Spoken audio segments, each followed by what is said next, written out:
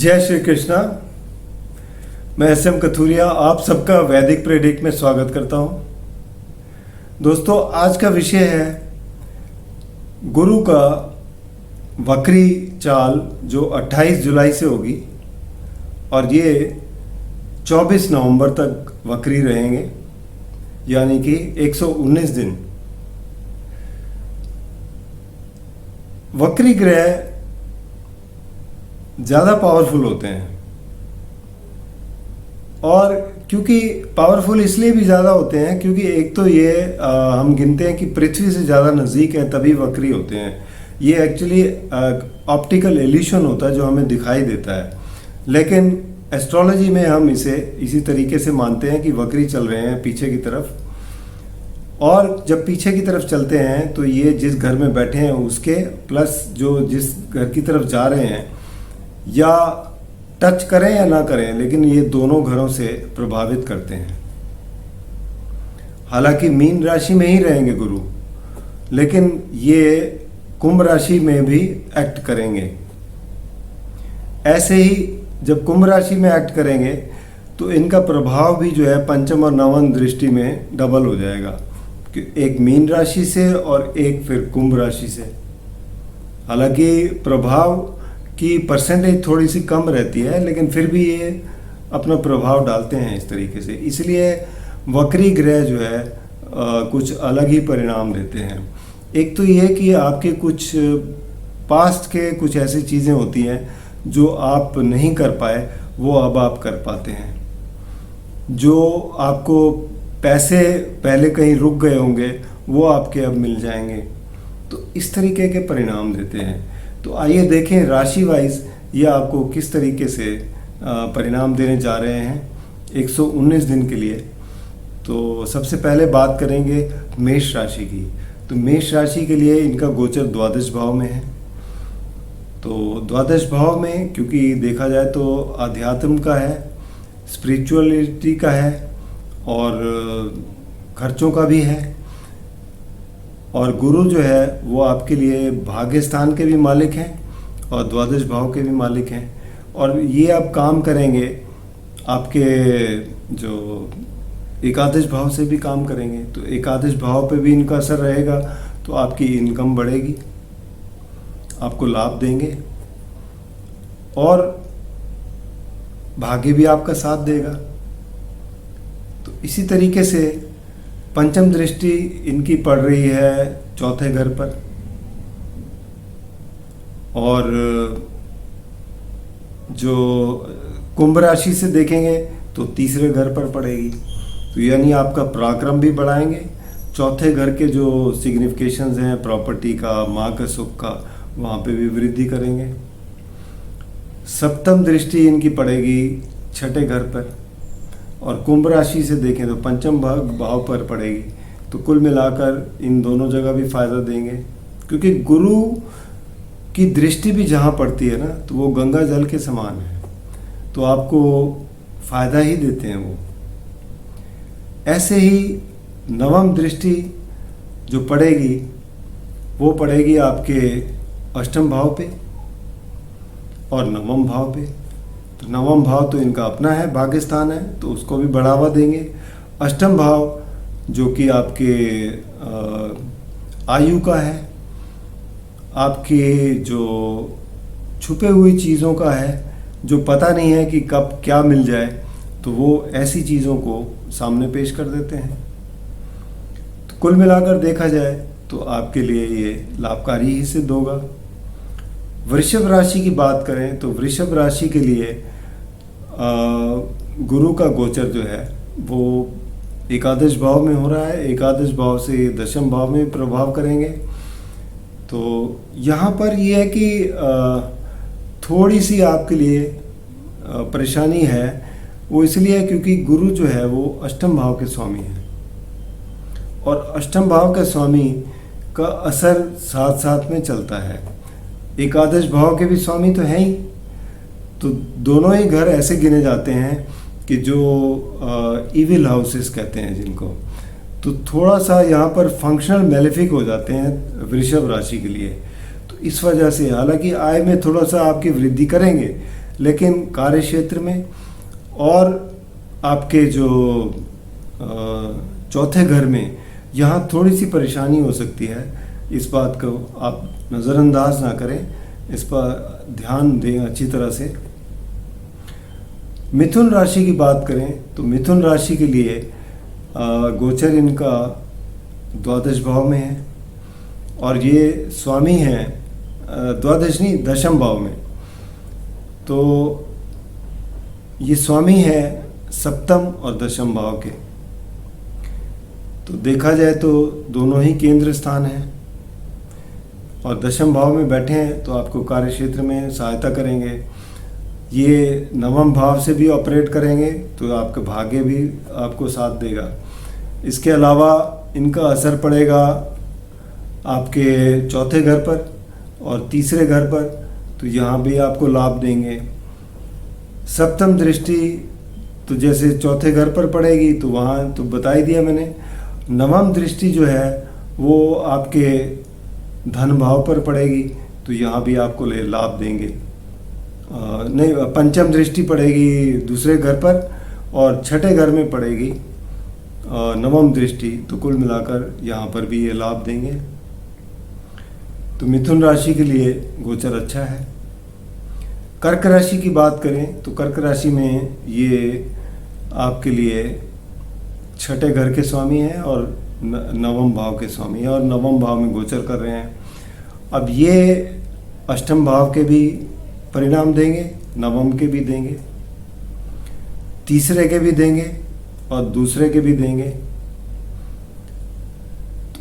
देखा जाए तो आपके लिए अच्छे ग्रह हैं क्योंकि भाग्य स्थान के मालिक जो है वो उसके ज़्यादा गिने जाते हैं, पावरफुल गिने जाते हैं, क्योंकि त्रिकोण में सबसे ज़्यादा पावरफुल त्रिकोण जो है वो नवम भाव ही है। तो आपकी राशि के ऊपर इनका असर काफ़ी रहेगा। आपको जो भी है आपकी प्रमोशन हो सकती है, आपके कार्य बड़ी तेज़ी से निकलेंगे, धन लाभ भी देंगे आपको। तो आपको शिक्षा के क्षेत्र में कोई कार्य करते हैं वहाँ पे भी आपको लाभ मिलेगा। तो कुल मिलाकर कर्क राशि वालों के लिए बहुत अच्छी स्थिति है। सिंह राशि की बात करें तो यहाँ पर इनका गोचर अष्टम भाव में हो रहा है। अब सिंह राशि के लिए ये पंचम और अष्टम भाव के स्वामी हैं। अब पंचम भाव एक त्रिकोण स्थान है और अष्टम भाव एक ईविल स्थान है, त्रिक भाव है। तो यहाँ पर नेगेटिव रिजल्ट रहते हैं। तो यहाँ आपसे सिर्फ यही है कि आप अगर कोई इन्वेस्टमेंट कर रहे हैं तो ज़रा सोच समझ कर करिए, थोड़ा संभल कर चलिए। अगर हो सके तो कुछ समय इन दिनों थोड़ा रुक जाएं और करनी हो तो लॉन्ग टर्म करिए, ताकि कोई स्पेकुलेशन वाली चीज़ ना करिए जिससे नुकसान हो जाए। जो लोग खासकर रिसर्च में हैं, इंश्योरेंस सेक्टर में हैं, उनके लिए बड़ी फ़ायदे वाला है, उनके लिए बहुत अच्छा रहेगा। तो आपके लिए भी जो चुनिंदा जो फील्ड हैं उसमें आपको लाभ दे सकते हैं, खासकर जैसे कि पंचम भाव के स्वामी हैं, शिक्षा के क्षेत्र में आपको लाभ देंगे, तो आपके लिए भी ठीक है। कन्या राशि के लिए देखा जाए तो कन्या राशि के लिए चौथे और सप्तम भाव के स्वामी हैं और सप्तम भाव में गोचर कर रहे हैं। वक्री जब होंगे तो ये छठे घर के भी परिणाम देंगे। अब छठे घर से ये आपके दशम भाव को देखते हैं, कार्य क्षेत्र है वहाँ लाभ देंगे, और सप्तम भाव से आपकी राशि को देख रहे हैं तो यहाँ पर आपको लाभ देंगे। तो कुल मिलाकर स्थिति अच्छी है। इसके अलावा आपके जो पंचम दृष्टि है एकादश भाव पर पड़ रही है, वो भी आपके लिए अच्छी है, और नवम दृष्टि तीसरे भाव पर पड़ रही है जो आपका भाई बहनों का है या आपके पराक्रम का है, तो यहाँ पर भी आपको सहायता करेंगे। तो कन्या राशि के लिए भी स्थितियाँ अच्छी रहेंगी। तुला राशि के लिए बात करें तो इनका गोचर हो रहा है छठे घर में।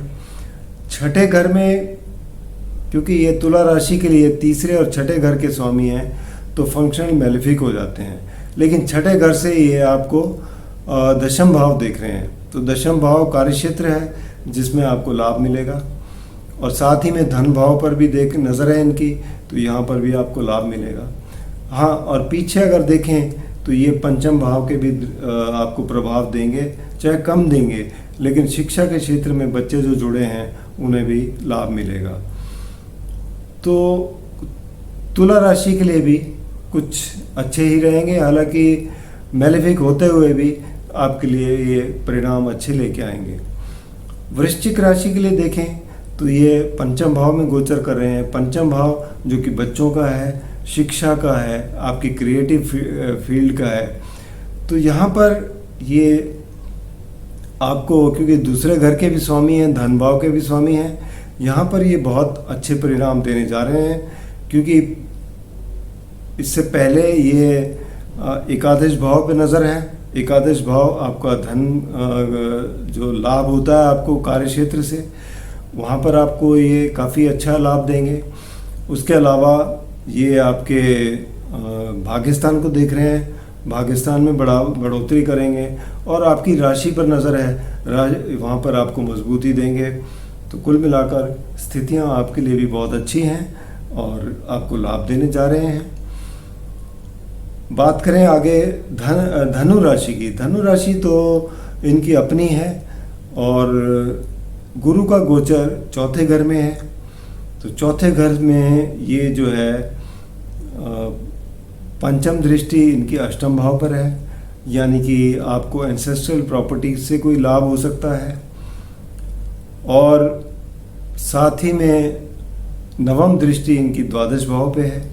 तो खासकर कोई विदेश में अगर कोई काम पड़ता है आपका, तो वहाँ ये आपको लाभ देंगे। इसके अलावा ये अपने से पिछले घर में भी आपको उसमें ऑपरेट करेंगे, जैसे कि तीसरे घर से। तो भाई बहनों के साथ आपके रिश्ते अच्छे रहेंगे, आपको बुद्धिमत्ता से काम करने की क्षमता आपकी बढ़ेगी। और यहाँ से ये आपके सप्तम भाव को देखेंगे जो रिश्तों का है, वहाँ पर आपको लाभ देंगे। और एकादश भाव को देखते हुए आपको वहाँ पर भी लाभ देंगे। बात करें आपके मकर राशि की, तो मकर राशि के लिए ये बैठे हैं तीसरे घर में। तीसरे घर से ये आपके सप्तम भाव को देखते हैं जो आपका पार्टनरशिप का है, रिश्तों का है, पति पत्नी के। यहाँ आपको स्थिति अच्छी रहेगी। इसके अलावा एकादश भाव में देखेंगे तो आपको धन लाभ होगा। इसके अलावा जब वक्री ग्रह जो है चौथे घर से ऑपरेट करेंगे, तो चौथे घर भी आपके प्रॉपर्टी का है, आपके शिक्षा के जो बच्चे हैं उनको लाभ देंगे। और इसके अलावा आपके कार्य क्षेत्र में नज़र पड़ेगी तो वहाँ पर भी आपको ये लाभ की स्थिति है। तो कुल मिलाकर देखा जाए मकर राशि के लिए जो भी बदलाव आएंगे उसके लिए आपको ये ठीक ठाक रहेगी स्थिति।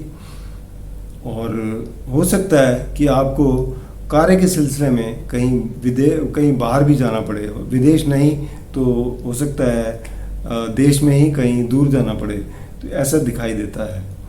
इसके अलावा कुंभ राशि की बात करें तो कुंभ राशि में इनका जो गोचर है वो दूसरे घर में है, धन भाव में है, तो धन का लाभ तो होगा ही। इसके अलावा पंचम दृष्टि जो है वो छठे घर पर पड़ रही है और नवम दृष्टि कार्य क्षेत्र पर है। तो दोनों जगह आपको लाभ देंगे।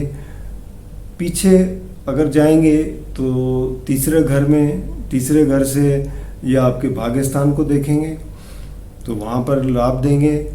पंचम दृष्टि सप्तम भाव पर पड़ेगी, वहाँ पर भी आपको लाभ देंगे। और एकादश भाव पर भी आपको दृष्टि पड़ती है तो वहाँ पर भी कुछ लाभ देंगे। तो कुल मिलाकर कुंभ राशि के लिए भी स्थितियाँ अच्छी हैं। मीन राशि की बात करें तो मीन राशि में ये क्योंकि स्वामी है, महापुरुष योग बना के चल रहे हैं, तो स्थिति बहुत अच्छी रहने वाली है आपके लिए। और पूरा साल आपके लिए तो वैसे भी अच्छा है, आपके कार्य तेज़ी से निकलते रहेंगे। दिग्बली भी हैं यहाँ पर और हंस योग बना रहे हैं यहाँ पर। तो ये आपके लिए सप्तम भाव में दृष्टि पड़ेगी रिश्तों के लिए। पंचम भाव में जो एजुकेशन का स्थान है बच्चों, वहाँ पर भी बहुत अच्छा रहेगा। और नवम भाव भाग्य स्थान है, वहाँ पर भी आपको ये लाभ देंगे। जब ये अपनी वक्री दृष्टि से जब दूसरे घर में जाएंगे तो दूसरे घर से ये धन का लाभ देंगे। वहाँ से ये दृष्टि इनकी पड़ेगी पंचम छठे भाव पर, तो छठे भाव जो है उस पर भी कुछ ना कुछ लाभ देंगे, और साथ ही में आगे चलकर आपको ये दशम भाव में वहाँ पर भी कुछ ना कुछ फ़ायदा देंगे। तो देखा जाए तो गुरु की दृष्टि जहाँ पर भी पड़ती है वो अच्छे ही गिने जाते हैं, सिवाय ये कि ये वृषभ और तुला राशि के लिए क्योंकि फंक्शनल मेलेफिक बन जाते हैं तो उनको थोड़ी सावधानी रखनी पड़ती है, बाकी सब के लिए बहुत ही अच्छे हैं। व्यक्तिगत रूप में कोई भी अगर समस्या है तो आप नीचे दिए गए नंबर पर संपर्क कर सकते हैं या vedicpredict.com पर लॉगिन कर सकते हैं। उपाय के तौर पर सबसे पहला जो काम वो करना है वो ये, गुरु को अगर मजबूत करना है तो आप अपने माँ बाप का आशीर्वाद लें, गुरुओं का आशीर्वाद लें, ये सबसे पहला काम है। और इसके अलावा विष्णु सहस्त्र नाम का जाप करें, यह आपके लिए बहुत अच्छा रहेगा। अंत में यही रिक्वेस्ट करूँगा, अगर आपने वीडियो को चैनल को सब्सक्राइब नहीं किया तो सब्सक्राइब करके बेल आइकन ज़रूर दबा दें ताकि आने वाली वीडियो की नोटिफिकेशन मिल जाए। और अगर आपको वीडियो पसंद आए तो आप शेयर भी कर सकते हैं ताकि दूसरे भी इसका लाभ उठा सकें। धन्यवाद।